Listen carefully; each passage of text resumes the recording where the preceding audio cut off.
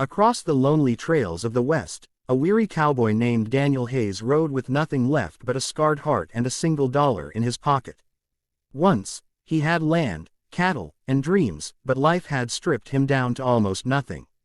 That last dollar was not enough to rebuild a ranch or buy a future, but fate would turn it into something more powerful than gold.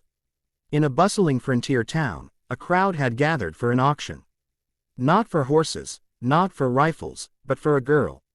An Apache girl named Ayanna, her wrists bound, her dark eyes burning with a quiet fire. Men shouted bids, treating her like a possession, a tool, a prize. Daniel's chest tightened at the sight. He had seen war, loss, and cruelty, but this was a different kind of wound to his soul. When the bids slowed, Daniel stepped forward, his voice rough but steady.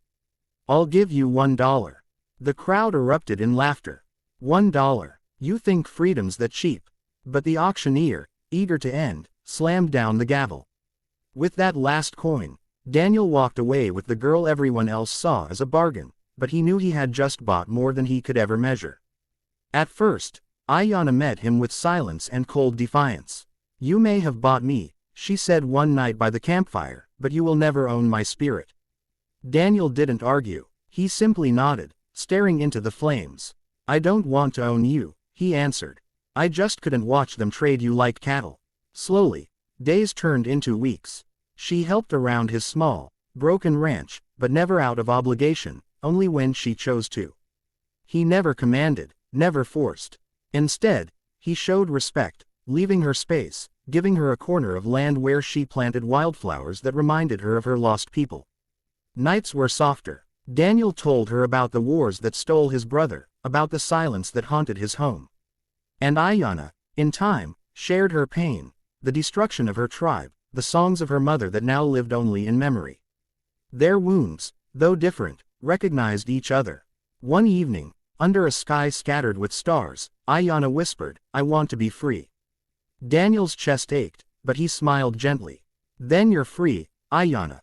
You've always been. You can leave whenever your heart tells you." She studied him for a long moment, then placed her hand on his shoulder. "Do you know what freedom means? It means choosing where your soul belongs. And my soul tells me, it belongs here, beside you." In that instant, Daniel realized the truth. His last dollar hadn't bought a girl. It had bought him a chance to learn what freedom truly was, not conquest, not control, not survival, but the courage to love and to be loved. Years later, when folks spoke of the cowboy who spent his last coin on an Apache girl, they called him foolish. Daniel would only smile and say, "That dollar made me the richest man alive. She taught me that freedom without love is only half a life."